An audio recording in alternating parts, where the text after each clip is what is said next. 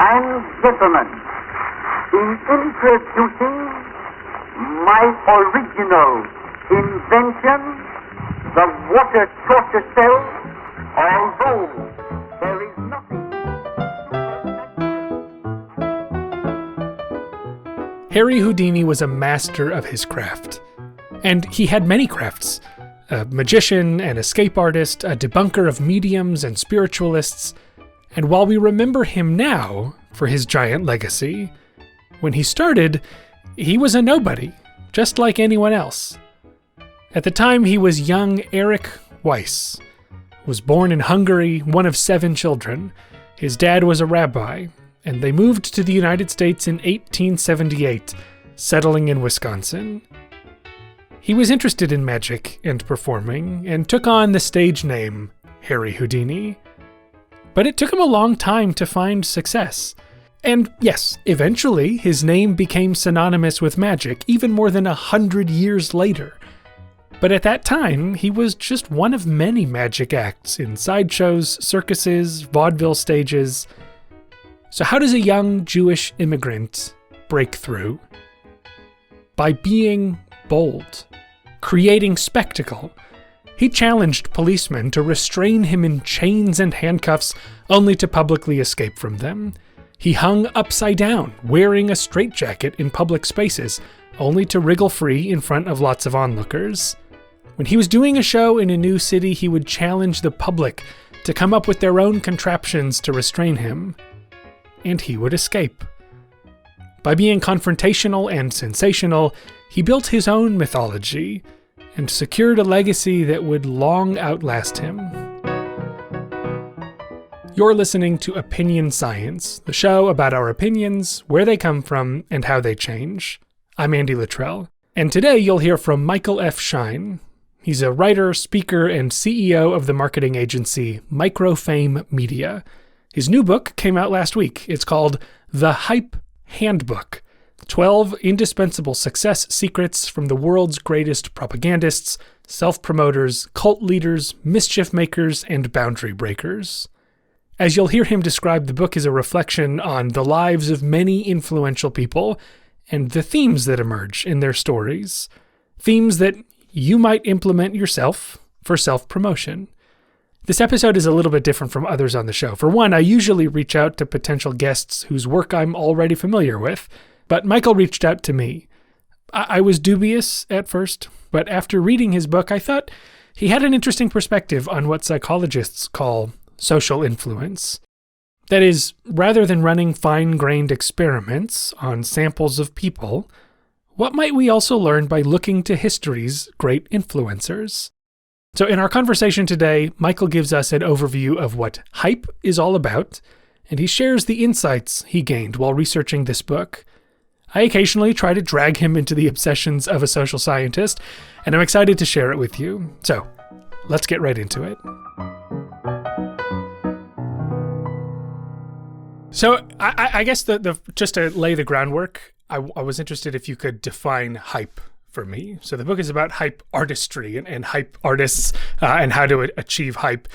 And, the last time we talked about persuasion and what I and social psychologists often think of it as. And so I'm curious where you see hype and persuasion living in the same neighborhood, in the same house. What do you mean by hype? Certainly in the same neighborhood, if not the same house. However, I think there are some differences. The first thing I should say is that this word is completely and admittedly redefined and almost recreated by me. I'm fully aware that when most people think of hype, they think of a negative thing. They kind of conflate it with BS, right? That there's nothing really there and you're hyping something up. However, I decided to use this word because I was actually inspired by hip hop of all things. I know we're going to talk about some academic, stuff on this podcast. However, in hip hop, there's always a hype man or often a hype man in a rap group. And Public Enemy is an example, Flava Flav. And the hype man was part of the group. They were a rapper, but they were also in charge of getting the crowd emotional to get a certain reaction.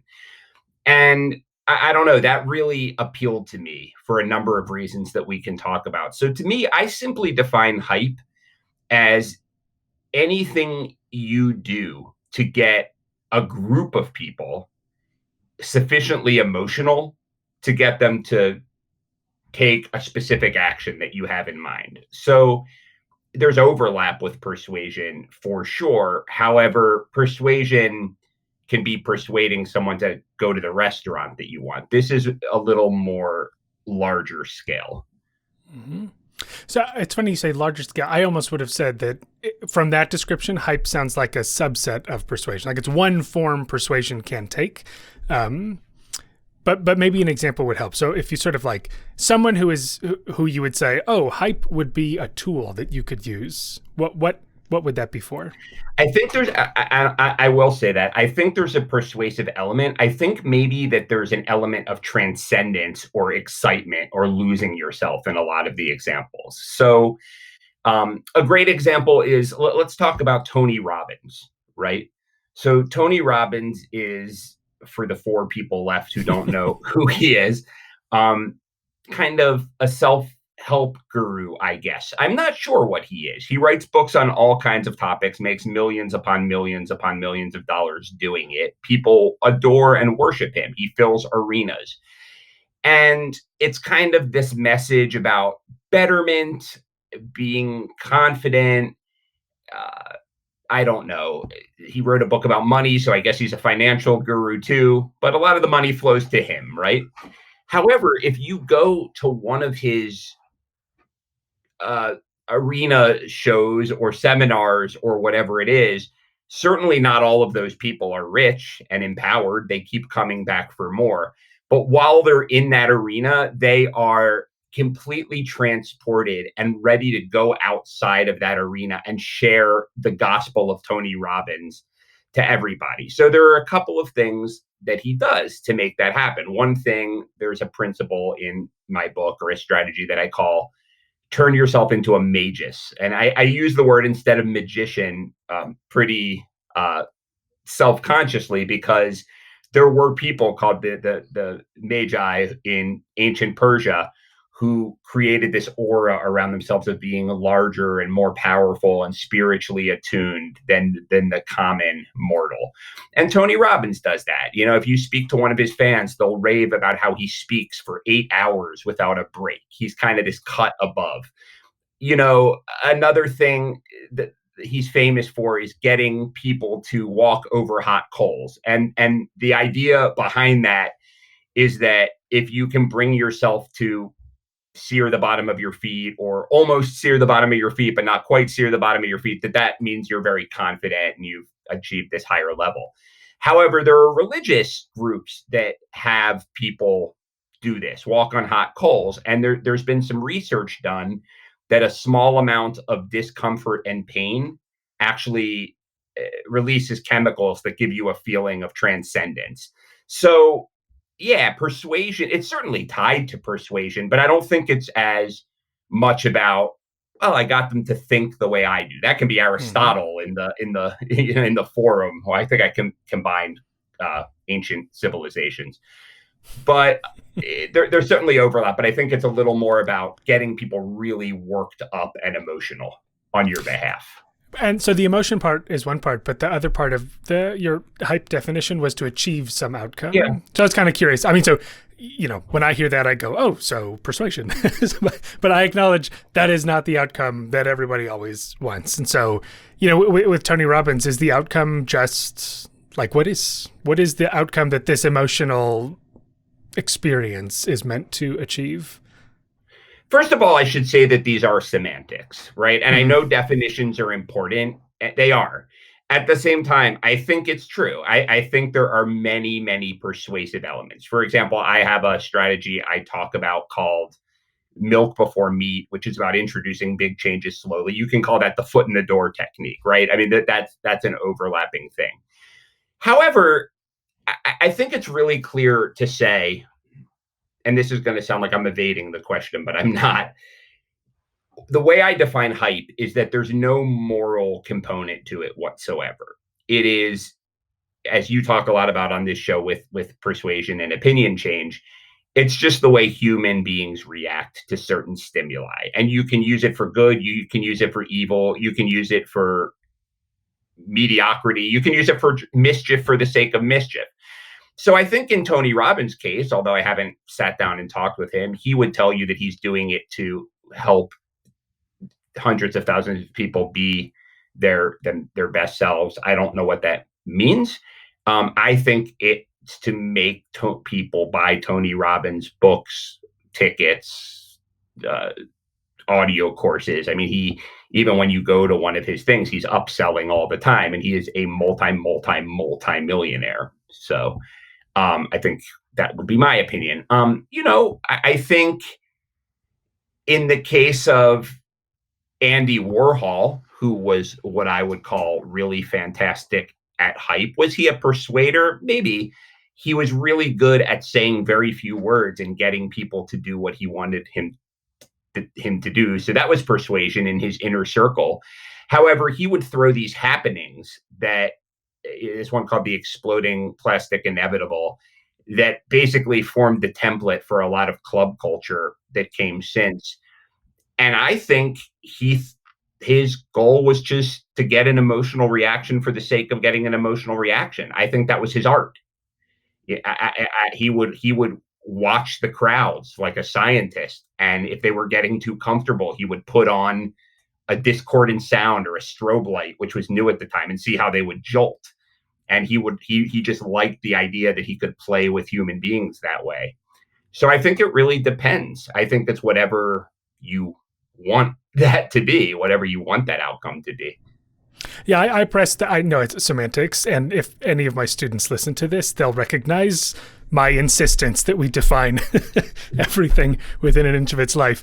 It just struck me that, and especially if you're introducing a term, like some new term, there should be some reason for it to exist. And 100%. As I was reading some of the examples that you had written about, I just found myself wondering, like, what is the tie that binds them, right? In what way are they all connected? And it sort of raises the question I had for you, which is, in doing the research for this book, right? So this is a book that is, I would say, probably mostly a collection of brief biographies and summaries of people and the techniques that they've used that we're calling hype, and kind of, if we look at those examples, what conclusions can we draw from them? And you give so many examples that I wonder, I'm just curious, like, what path did you take to assemble this collection of ideas? It's a great question. So the first thing I should say here, I keep saying the first thing I should say, this is a very disclaimer-heavy interview. However, what I'd like to say, because I think it's important, is that I am not a social scientist.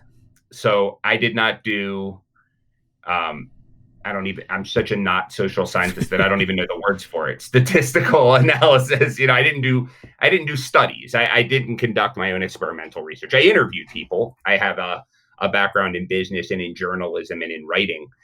However, I did do a lot of reading and a lot of interviews, and I run a marketing agency where I've experimented on an informal basis with a lot of things and see what works to get a lot of attention for my clients and even myself, and what doesn't. And I guess the question that prompted the book in my own mind was, of all of these people, these various people, some of them really nefarious characters, cult leaders, propaganda artists, what have you, people that we love, entertainers like David Bowie and Alice Cooper's and his management team, and all kinds of people in between. If the one thing I see that they have in common is that they're able to get what they want, get a lot of people to follow them, get their way, and get famous, for lack of a better term, in an unconventional way, that they didn't always have traditional levers to get what they want, right? Are they all just all over the map? Because that was a possibility. Maybe they're just really talented at what they do. They're just charismatic. And I was willing to accept that.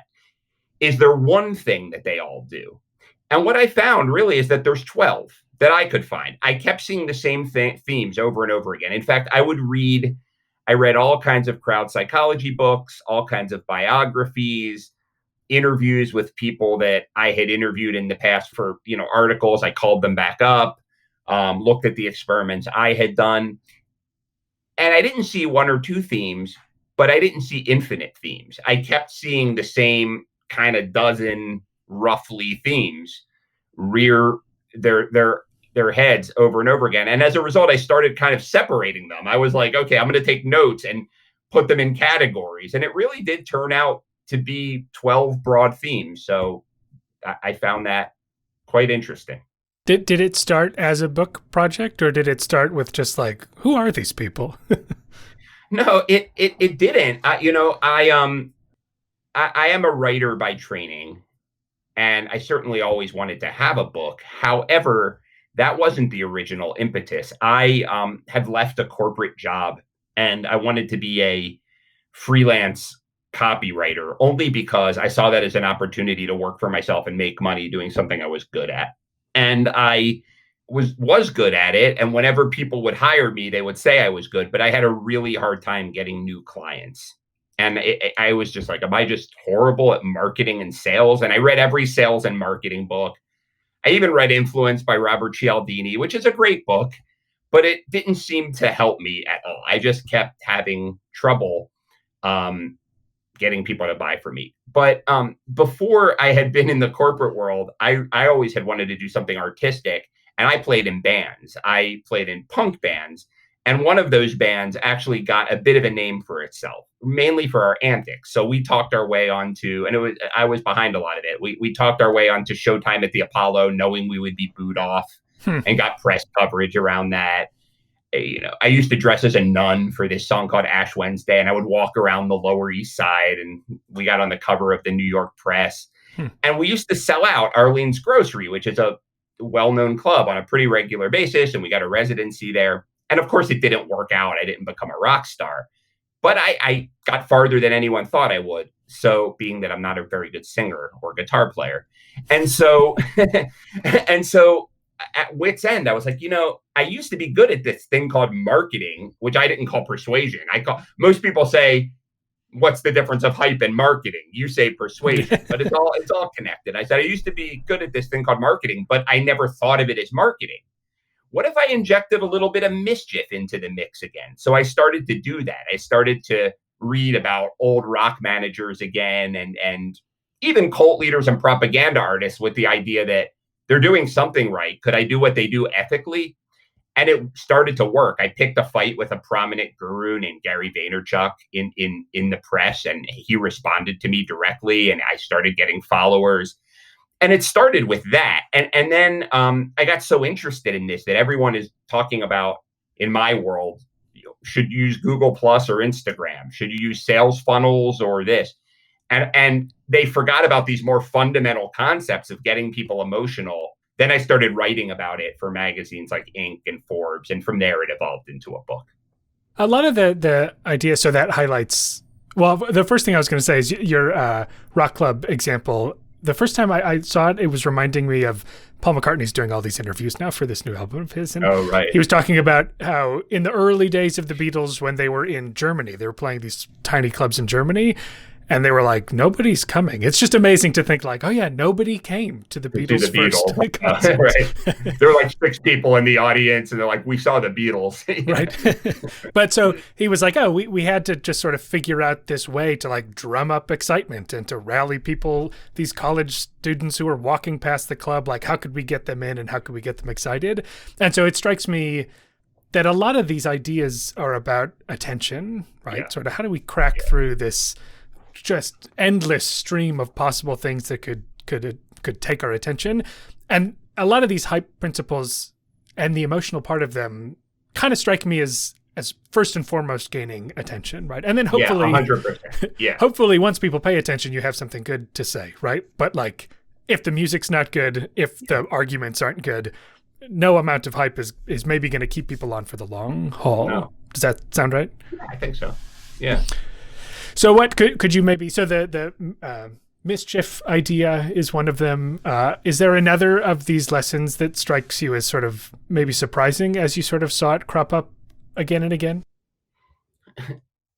The piece that I have used a lot in my professional career and that I don't think people think about when they're talking about getting attention is something I call create a secret society. So people often think about getting attention or building a following, as they call it now, which is now usually social media. But in the days of the Beatles, it was building a following for your band, packing the clubs or whatever, as doing it like that, one by one, person by person, spreading the word. Yeah, getting attention, but you're getting attention by going out on the street and getting the teenagers to come into the club or whatever, the drunken sailors or whatever it was. And that works, but that's really hard. I think what the best hype artists do, and I saw this time and time again, is that they make it seem like everything they're doing is grassroots, but all the while they're really fostering this. It's beyond networking, this tight-knit secret society of influential people behind the scenes where there are almost these human hubs that if they say spread the word, it'll blow them up. So I remember even with the Beatles, right? Not in the early years, but the first people who did come to see them, there was this guy, gosh, I forget their names. One was Astrid Kirsch, or she took the pictures of them, those famous pictures in the leather jackets.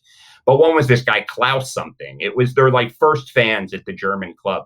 And over time, that guy, he designed their album covers. They taught him how to play bass. He played on all these big records in the 70s. There was this club of people that just pulled strings for each other. And you see that a lot. You'll see, there's this guy that I thought was so fascinating, Edward Bernays, who was the father of public relations, and he invented the term. And he wanted to get Americans to eat more bacon for breakfast because Beechnut was his client, who was a pork producer. And so he could have done advertising. He could have tried to build bacon eaters breakfast by breakfast and family by family. But what he did was he had spent years fostering relationships with powerful people. And he had this one doctor who would commission studies or do studies, obviously not very good studies, but he was seen to do good studies.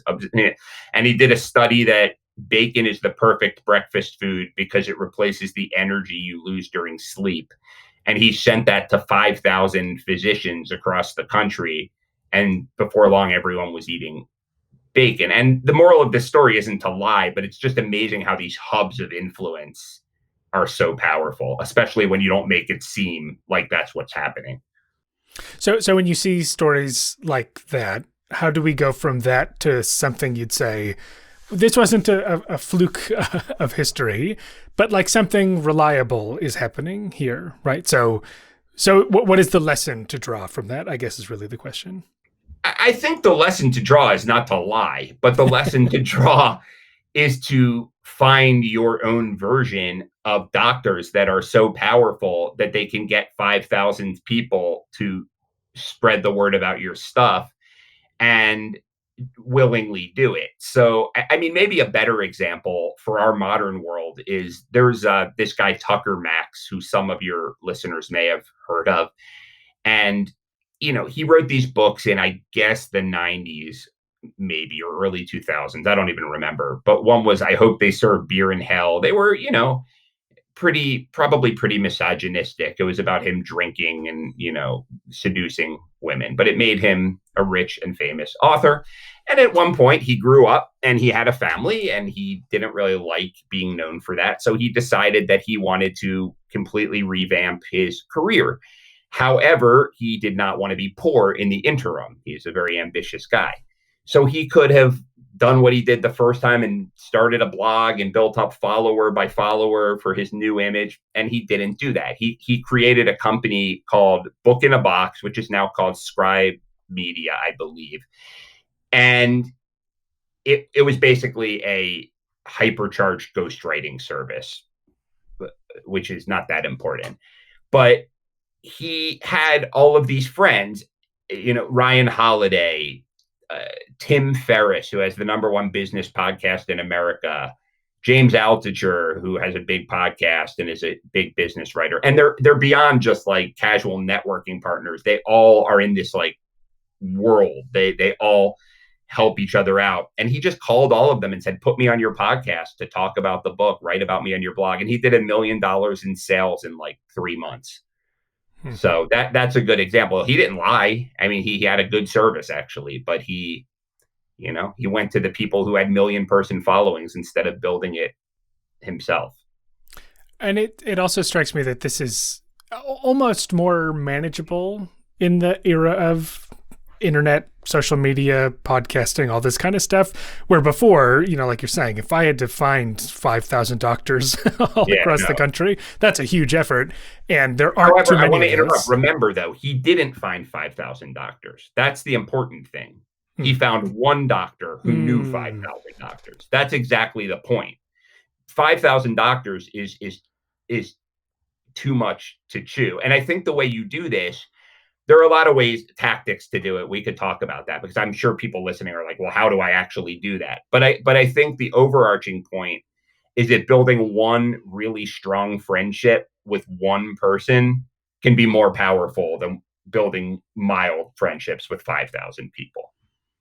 It also sort of speaks to the useful. It's hard to talk about friendships as utilitarian, but the utility of knowing people in different circles as well, right? Like if I surround myself with 5 people who are all the same as me, that's cool, but that doesn't do as much if I want to like make that next step. So you mentioned sort of strategically, you've thought about this and cultivating these kinds of relationships in ways that hype artists of the past have done. What do you sort of see as those steps? So, and friendships, it does sound very utilitarian. We all have our friends that we grew up with, and they're just our friends because they're our friends. That being said, if acquaintances don't do favors for acquaintances, friends do favors for friends, and arguably you would have some stuff in common. It's important to do this with people you actually like, not people that you're using, right? So that my 18th disclaimer for the episode. However, I think in the modern world, to your point, it is easier or at least simpler than it used to be. So the first thing is, I call it finding your mini Oprahs. I talk to all these writers and they talk about how if only they could get on Oprah, they would be set. But your chances of getting on Oprah are infinitesimally small. That's like lottery ticket stuff. However, in this internet age that we're in, there are a lot of niches. So if you just put your content or put your message out into the world, it's going to get lost. But if there are all of these small worlds today, right? Like, so my 10-year-old daughter, her favorite celebrity is a young woman named LD Shadow Lady, who is a Minecraft player who, when I was a kid, I knew who Harrison Ford was. I knew who Michael J. Fox was. She doesn't know any mainstream celebrities, maybe like 2 who are in Disney movies, but she loves this person so much that she wants to go to England and see her. And this person has millions of followers. Now, you don't know who it is. I can tell from your expression. My mother doesn't know who she is, right? So that exists now. So, and those people tend to know each other. It's like when you're in an industry, if you're in the customer service call center industry, there are superstars in that industry and everyone seems to know each other. So you find what that world is. You can find out the people who are kind of mentioned the most on blogs and trade publications, on podcasts, whatever, and then kind of monitor them a little on social media. Just sort of like see what they're talking about. Because what people do wrong is they'll hit some kind of prominent person up for, a favor or for advice or for something very businessy or industry. In the academic world, they'll go right for the throat in terms of, what do you think about XYZ paper? I mean, whatever the equivalent is. But people are getting requests like that all the time. However, even the most prominent person is a human being. So if you happen to see a sports team that you have in common, a passion for bird watching, a band that you both like, that stuff will leak out, whether it's on Twitter or Instagram. And if you can start a conversation about that, a real conversation about something you both like, that person will be much more apt to talk and connect with you and feel a bond because they're still a human being and they don't get to talk about that stuff a lot. And that's a really good way to meet people. Another great thing is to do exactly what you're doing. And I don't think this is why you're doing it, but if you can create a piece of digital content, it's a lot easier to go to someone and say, listen, I'd love to interview you on my podcast. And a podcast it's hard to create a good one, but the overhead is very low. You put up a microphone and get some back end technology, which is pretty cheap. Hey, I'd love to interview you, for my show. Suddenly you're coming in a position of authority because just by being the interviewer, you're the man or woman in the white coat. Mm-hmm. And that person will be more apt to talk to you. So there are various ways that you can make that happen today that was harder in the past. That's easier than it was in the past.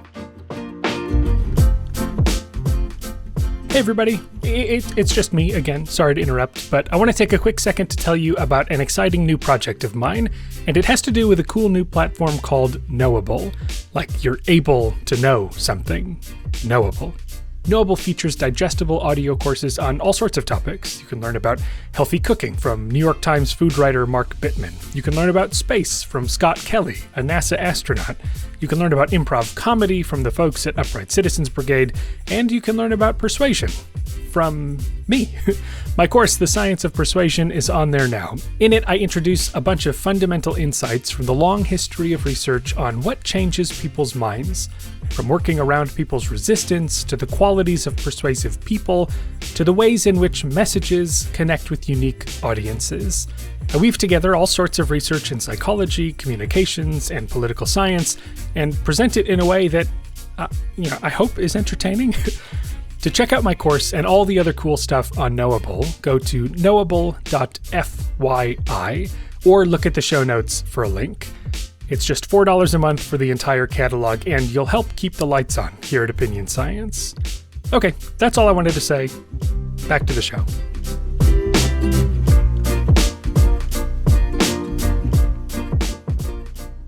I wondered, in thinking of the dozen or so, it's 12, right? 12 is the magic number in the book. Are there any of those lessons that you think and you go, technically, yes. There are people who have utilized this, but are there any that you're still maybe a little skeptical of, right? So there are ones that you go, yes, there are ones that clearly are present in all sorts of people's success stories. Are there any of the 12?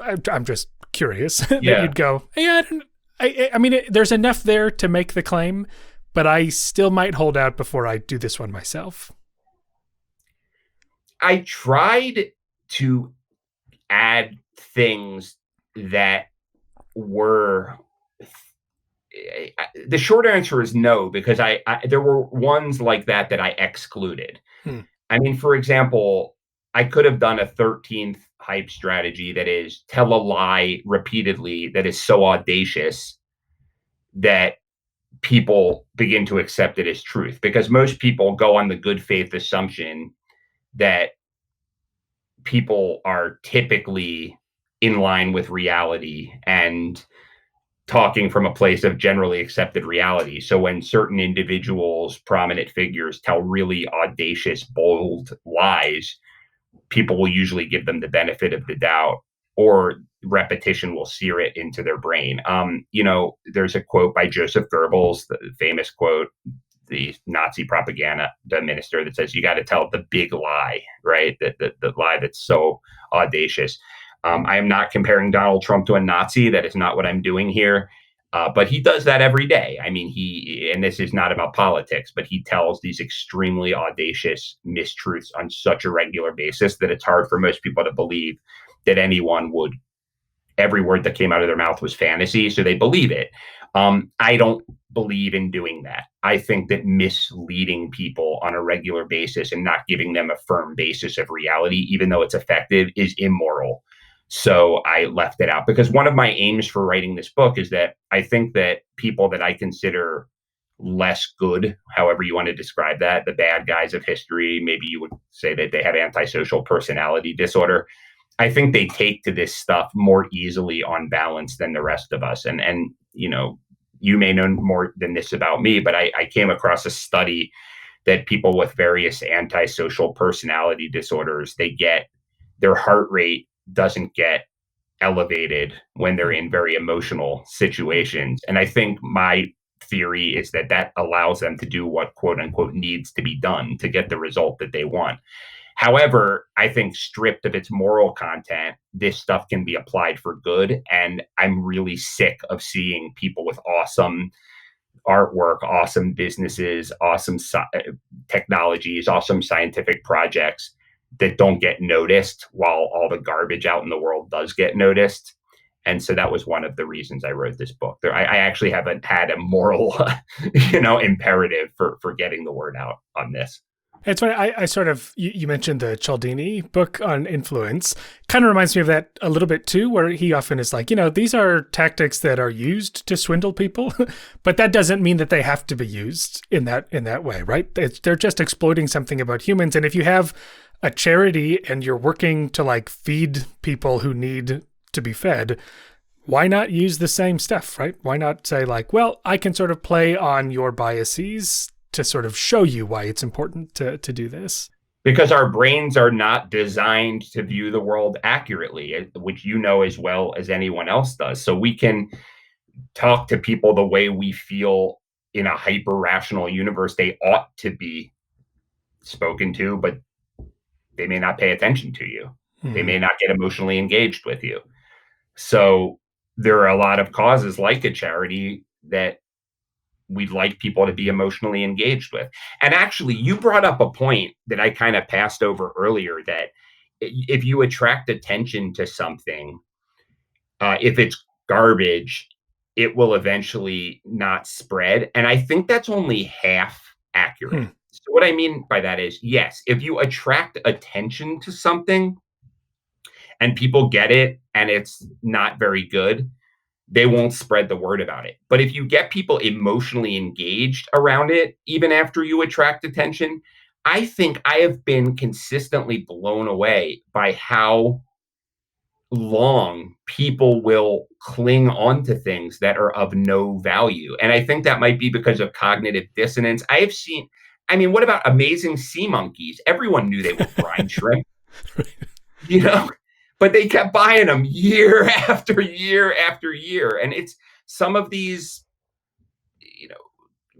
make an 8-figure business internet courses that I see. There's a particular guru who sells this stuff over and over again, and his fans are such believers in what he does. And there's nothing there. I've seen it. There's just nothing there. But they keep telling themselves it is, because otherwise, why did they spend $1,500 on it? Mm-hmm. I always think in those cases, how much of it is, I guess I'm giving people more credit because I go, all I need to do is get you to hit the buy button, right? And then if you hate it, who cares? I already made the money. And then if the front end stuff is the stuff that's really exciting, that's all that needs to be exciting, because unless people are going to like go out on a crusade against you and raise awareness, it might not turn around. But it sounds like you're saying there are enough people who are like actual devotees of vacuous content that is what is surprising. Yeah, word of mouth is a big deal, right?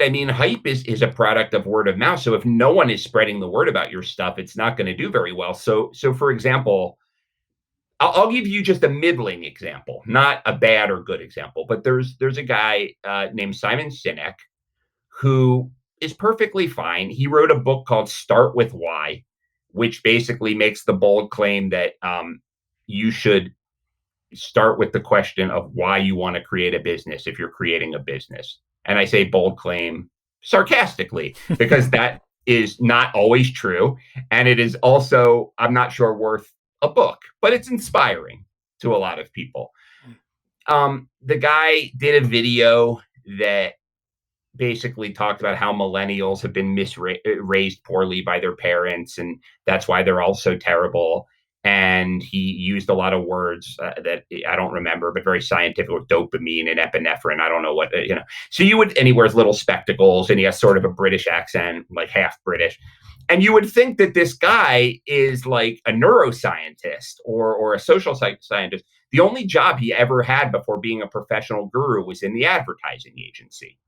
But people love this guy. He puts something out and like they share it. They share that millennial video was shared so many times as if it was handed down from God to Moses on the mountaintop, And are millennials that bad? That's another question, but that's not a subject for this podcast, right? So I don't know, but people put their own stuff on him. They want to believe that there's purpose, and they're in a corporate job. They want to believe that he's great. They want to believe that their generation is better than the millennials. So the guy rakes it in. He rakes it in. And I'm not saying his stuff's bad. It's not harmful. It's hard to write a book, but he isn't Isaac Newton, let me tell you. And he's much better paid than Isaac Newton was. So I don't know. Yeah, so it's funny that you brought that up. That is literally the last part of the book that I read before this morning. Really? Yeah. And it frustrated me a little bit because an implication one could draw from that is like, oh, you don't need to have anything good to say. Put on your spectacles, say big words, and that's all you need. And I think as a scientist, you go, oh no. What I'm saying though is that you should have good stuff. But what scientists do, some scientists don't care about that. They work at a university. They're trying to do pure research. It doesn't matter. But if you're trying to become a public thinker who makes money at this stuff and you truly have good ideas, which some people do, you can believe that your ideas alone will get there. But why not take a page from the ad man, Simon Sinek, because that's what he is. He's an ad man, and sell your good ideas. Imagine how much that could change the world. And there are people with great ideas. I think I like Robert Greene's stuff. I think there's real value there. You know what I mean? But he's not a social scientist, but he uses some of those tactics, and that's okay. I was thinking too, so maybe kind of a wrap-up question is, how much can we make of these isolated incidents? And I don't mean that only in the sense that like, oh, these are anecdotal, therefore you can't draw anything from it. But there's always a limit, right? Even empirical evidence, there's a limit to how far you can generalize it. And, you mentioned earlier that there are certain personality types that might aid in pulling these things off. The one of these that really I had this thought about was you tell the story of this French playwright, right? Who put on these productions.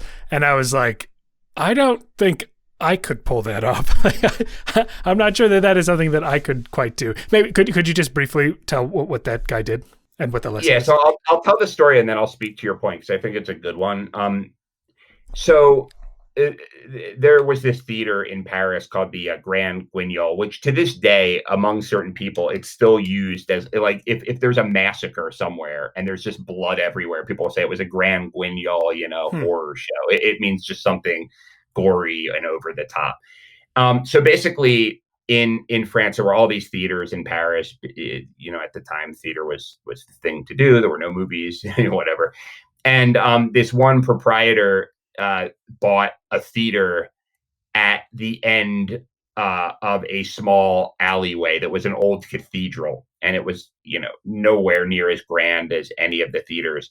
And he transformed it into a theater, so you were sitting in the old confessional booths looking up at the stage, and there was all this Gothic imagery.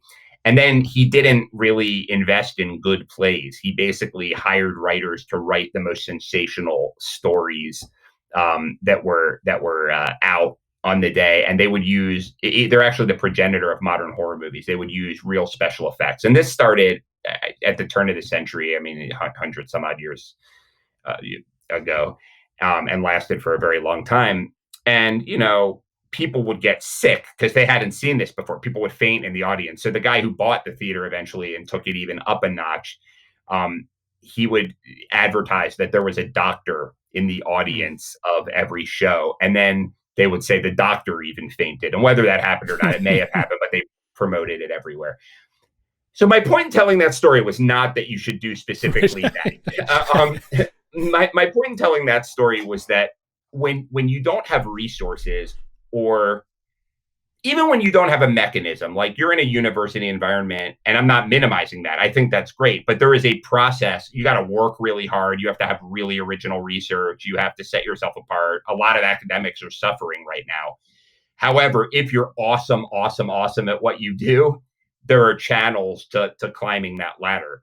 What I was saying is there's certain people at certain points in their career where attracting attention through mischief and tricksterism, as I call it, is a temporarily good strategy, can be a temporarily good strategy.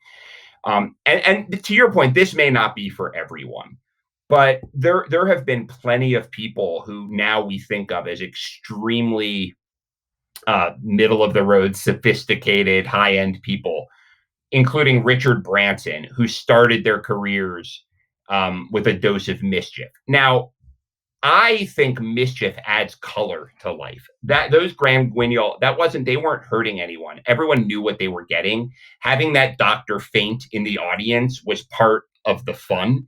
The same. Remember the Blair Witch Project? I mean, the marketing was more artistic than the movie. The movie was fine, but this whole idea that it might have been true, and there was found footage, and there was a website before websites were really popular, was very cool. So I think that, you know, to your broader point, I'm not, as I said, a social scientist, and you said that this isn't about empirical research. However, what I can say is that on a personal basis, I've done a little bit of testing in my own way. So I tried the straight ahead route early in my career, and I found out that the world just simply didn't care.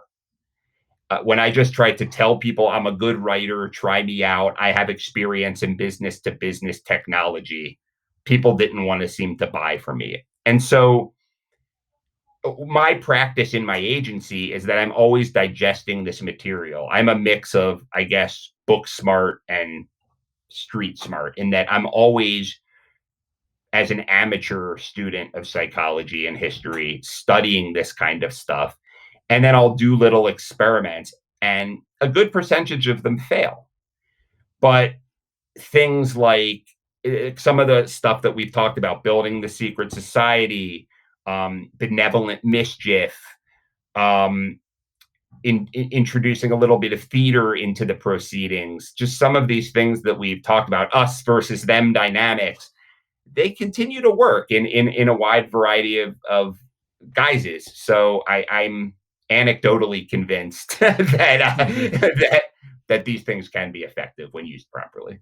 Yeah, along those lines. So in addition to, like, do I, the personality of Andy, have the stomach for the kind of mischief that it would need? That's one thing. The other that I wonder. Can I speak to that for 1 second, though? Maybe not, but I think it comes down to motivation, because even though I played in bands, et cetera, I'm not a natural salesperson. I mean, there are some people, they can sell, they don't even care what business they're in. If it was a sheet metal business, as long as they're hustling and selling, that's all they care about. I was pretty shy as a kid. When I started my business, I was awful at sales. I would do these sales meetings, which is all about persuasion, right? And I would spend a week on a sales proposal, and people would just disappear. That would happen every time. I would try these technological marketing things that I would read in a book. They all failed. I am not a natural, but I'm motivated. I didn't want to go back to my corporate job. And and my heroes are all rabble rousers. I was an A student, didn't do drugs. I was a goody two shoes, but all my heroes were like, mischief makers. So I don't think it's so much about, I think there are some people that are naturally charismatic, but I also think that if you're open to and motivated to this stuff, there is a template you can follow. There's, as a grander point to, I mean, I didn't catalog examples. It strikes me a little bit that some of these might be an easier road forward for people who are in relatively privileged positions in society. So I don't see as many examples, not to say that they don't exist, where, women are using these sorts of like aggressive, assertive, mischievous ploys, or other groups are using the same. And part of me wonders, that seems to be a wrinkle that could be relevant and worth considering in terms of like people's openness to embracing that kind of approach and getting excited versus just casting it aside and saying, no, this is inappropriate. I would say there are fewer women. I don't know if that's because of privilege. I looked hard. I mean, there are some, Amy Semple McPherson, who was the original evangelist, far fewer than men. That's true. As far as the privilege part, though, I almost see it as the opposite. So, I mean, some of the examples that I used, I mean, I talked about Wallace Fard, who was the founder of the Nation of Islam, who I have a lot of problems with. But, this was a guy who was in one of the poorest neighborhoods in the United States. John Brinkley, who I touch on a little bit, who, again, a pretty despicable character, but he was a nobody from nowhere, from hill country. So I actually, going back to the hip hop thing, think that in a lot of circumstances, it's the only way, in the way our society is structured right now, that people without privilege can get an advantage. I haven't quite worked out the gender thing, though. That was just the fact of the matter. Maybe, I don't know. Maybe you can help me with that one, because I wanted to put more women in there because you want to have a diverse group of people, but there aren't as many. Well, there's work on like confidence as a persuasion tool, and how confidence, more of the work in stereotypes looks at this, but it's just sort of like this assertive disposition is celebrated and applauded for men, but when women I think that's true, use the same kind of strategies, people go, what are you, this is not how women are supposed to act, or even just implicitly, it just doesn't, the pieces don't lock into place as much. And so that's kind of what I wondered, if some of these tactics rely on sort of your audience's openness to it coming from you, however they see you. But I think you're also right that the idea that if you're starting from a place of disadvantage, some of these are, like you said, sort of tools to crack through what ordinarily are circles that exist beyond and above you. Yeah, exactly. And I think it's less, if I had to guess, about the audience being receptive than about coming with that confidence, right? So Amy Semple McPherson, who was very much a woman, who was the most successful celebrity preacher of her day, in many ways created the template for celebrity preaching, spoke with total confidence, and people went for it because certainty is a persuasion technique.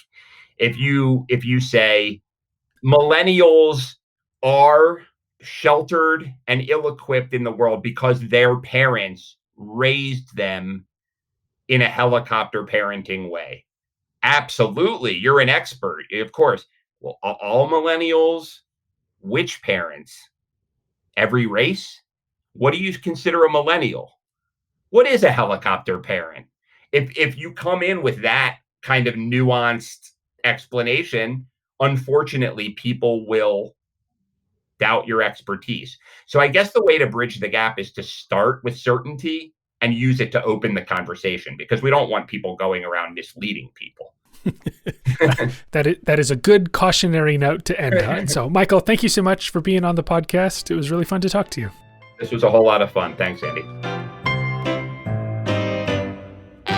Okie doke. That'll do it for this episode of Opinion Science. Thanks to Michael F. Schein for talking about his new book, The Hype Handbook. The book is out now, and you can check out the show notes for a link and more information. Also, side plug for a book that I've been reading and really loving called The Last Greatest Magician in the World by Jim Steinmeier. It's essentially a biography of the great turn-of-the-century stage magician Howard Thurston and his rivalry with Harry Houdini. So I had old-timey stage magic on the brain, which is what inspired the intro to this episode. Anyhow, please consider writing a nice quick review of this show on Apple Podcasts, subscribing anywhere you get podcasts, and checking out OpinionSciencePodcast.com.